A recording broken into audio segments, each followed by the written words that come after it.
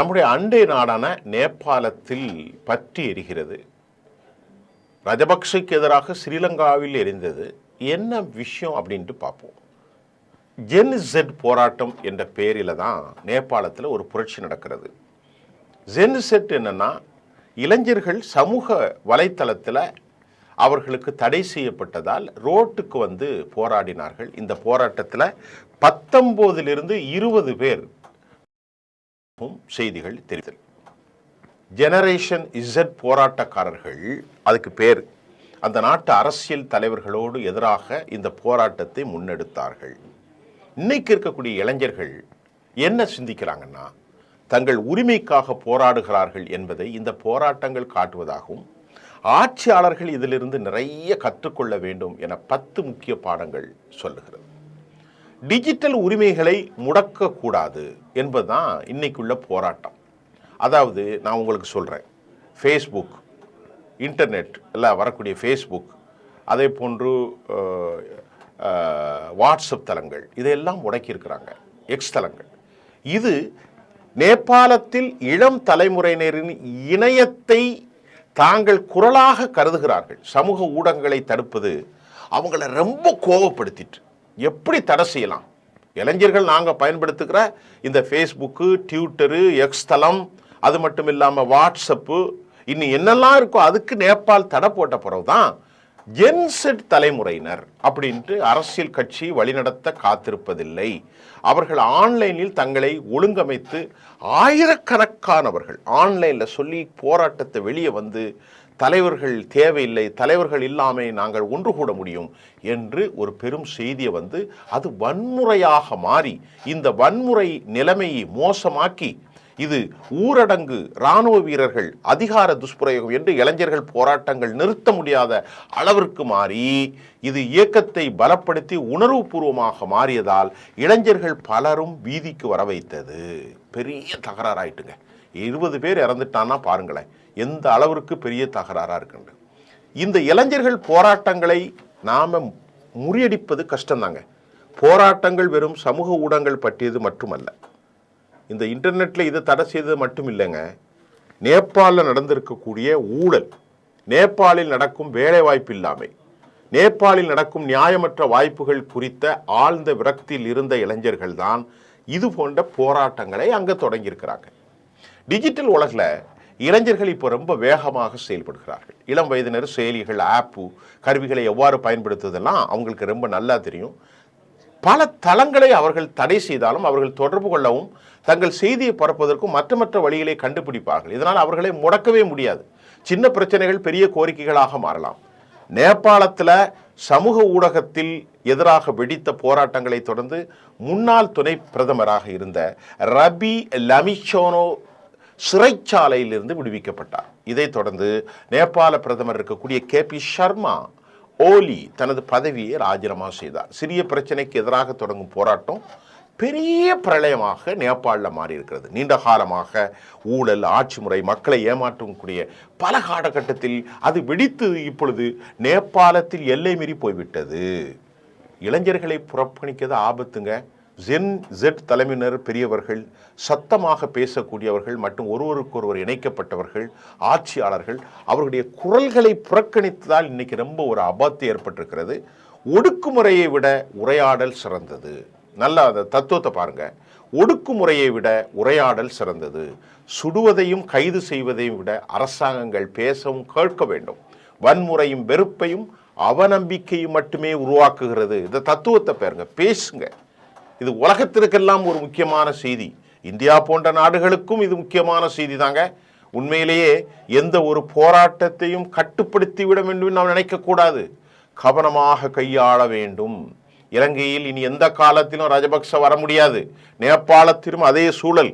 இப்போ அந்த செய்தி இளைஞர்களை வழிநடத்த இளைஞர்கள் வழிநடத்த தயாராக இருக்கிறார்கள். மேயர்கள் முதல் மாணவர் தலைகள் வர ரொம்ப இளம் முகங்கள் தலைமை பண்புகளை காட்டினது இன்னைக்கு அவங்க எக்ஸ்பர்ட்ஸாக மாறிட்டாங்க. அதை ஆட்சியாளர்கள் ஏற்றுக்கொள்ள வேண்டும். நாங்கள் தான் சீனியர் என்று அதிகாரம் பண்ணக்கூடாது, ஊழல் செய்யக்கூடாது, ஒரு வழிவழியாக ஆட்சி அமைக்கக்கூடாது. மதவாதம், சாதிவாதம், மொழிவாதம், இனவாதம் எல்லாத்திற்கும் அப்பாற்பட்ட பொதுவாதத்தை ஏற்றுக்கொள்ள வேண்டும் என்கின்ற இந்த நேபாள போராட்டங்கள் ஒரு விஷயத்தை தெளிவா நிரூபிக்கின்றன. இளைஞர்கள் நாளைய தலைவர்கள் அல்ல, அவர்கள் இன்றைய தலைவர்கள். உலகெங்கிலும் உள்ள அரசாங்கங்கள் அவர்களுடைய குரல்களை கேட்க வேண்டும். இந்த போராட்டம் அப்படித்தான் சொல்லுது. அவர்களின் டிஜிட்டல் சுதந்திரத்தை மதிக்க வேண்டும். 5 நிமிஷம் கரண்ட் இல்லைன்னா எவ்வளோ சிக்கல், டிஜிட்டல் இல்லைன்னா அவ்வளோ குழப்பம். மற்ற நியாயமான வாய்ப்புகளை இளைஞர்களுக்காக உருவாக்க வேண்டும். ஆட்சியாளர்கள் அவ்வாறு செய்ய தவறினால் இளம் குடிமக்களுடைய கோபம்தான் இன்றைக்கு நேபாளில் சக்தி வாய்ந்த ஒரு சக்தியாக மாறியிருக்கிறது. நேபாளத்தினுடைய போராட்டக்காரர்கள் நாடாளுமன்றத்தை தாண்டி அதிபர் மட்டும் இந்த போராட்டத்தில் பல இல்லங்களுக்கும் தீ வச்சிட்டாங்க. அரசியல்வாதிகள், அவரது உறவினர்கள் கடுமையாக தாக்கப்பட்டார்கள். ஏன்னா அவ்வளவு பெரிய கோல்மால் பண்ணியிருப்பான் போல, அவ்வளவு பெரிய ஊழல் செய்திருக்கிறார். இதனால பிரதமர் KP சர்மா ஒலி உள்ளிட்ட அமைச்சர்கள் ராஜினாமா செய்தார்கள். ராணுவம் சொல்லிட்டு நீ ராஜினாமா செய்யலன்னா சிக்கலாயிரும். போராட்டம் கட்டுக்குள் அடங்காமல் ஊரடங்கு அமல்படுத்தப்பட்டது. இறுதியாக ராணுவம் அதிகாரத்தை கைப்பற்றியது. இந்த ஜென் போராட்டம் ஊழல், மறுபடி சொல்றேன், ஊழல், பொருளாதாரம், நெருக்கடி, சமூக ஊடக சுதந்திரம் எல்லாவற்றையும் எதிர்த்து கனலாக வெடித்தது. செப்டம்பர் 4 அன்று 4ஆம் தேதி தான் நேபாள அரசு ஃபேஸ்புக்கு, நல்லா கவனிங்க, இதுதான் ஆரம்பம். செப்டம்பர் 4ஆம் தேதி அன்று நேபாள அரசு Facebook, Instagram, YouTube, WhatsApp, X Twitter உள்ளிட்ட 26 சமூக வலைத்தளங்களுக்கு தடை செஞ்சிட்டாங்க. இது அரசின் தொடர்பு மற்றும் தகவல் தொழில்நுட்பத்தில் பதிவு செய்யாததால் என்று கூறப்பட்டது. ஆனால் இது நெப்போட்டிசம், ஊழல். நெப்போட்டிசம் என்ன தெரியுமா? அவங்களுக்கு வேண்டியவங்களுக்கு சலுகை செய்கிறது. அப்போ அரசியல்வாதிகளின் குழந்தைகளுக்கு கொடுத்த சலுகைகள் ஆகியவற்றை மறைக்கும் முயற்சி என்று இளைஞர்கள் கருதினார். ஏன்னா எங்களுக்கெல்லாம் நீ தடை பண்ற, உன் குழந்தைகளுக்கு மட்டும் அது எப்படி யூஸ் ஆகுது என்ற கேள்வி, நெப்போட்டிசம், அது வெடித்தது.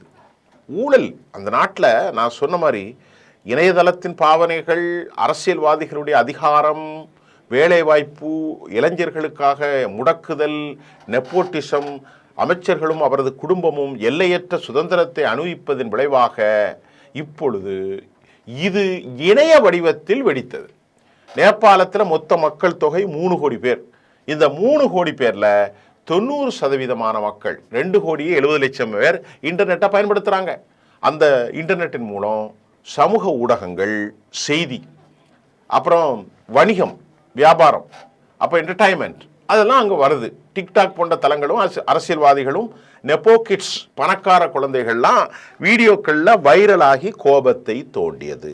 இந்த செப்டம்பர் 3 தான் இந்த சம்பவம் ஒரு 5 நாட்களில் அப்படியே பரவுது. கொஞ்சம் கொஞ்சமாக பரவி செப்டம்பர் 8ஆம் தேதி காட்மாண்டில் மாணவர்கள் தொடங்கிய இந்த போராட்டம் தான் ஜென்ஜியா உலகளாவிய இளைஞர் இயக்கம் போல் விரிவடைந்து ஆயிரக்கணக்கான இளைஞர்கள் வீதிகளில் வந்து போலீஸ் கண்ணீர் புகை, ரப்பர் குண்டு எதை போட்டாலும் தண்ணீர் கண்ணான் பயன்படுத்தி தடையை மீறி இந்த சூட்டில் தான் 19லேருந்து 20 பேர் உழைந்தார்கள்.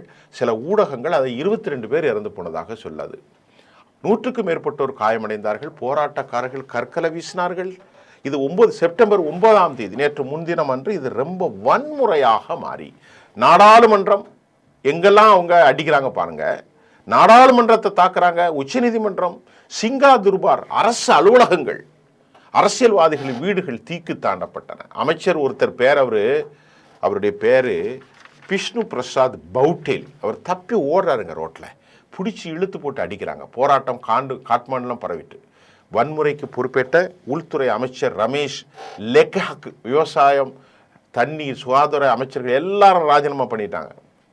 இருந்தால் உயிருக்கு ஆபத்து. செப்டம்பர் 9 பிரதமர் KP சர்மா ஒலி ராஜினாமா செய்தார்.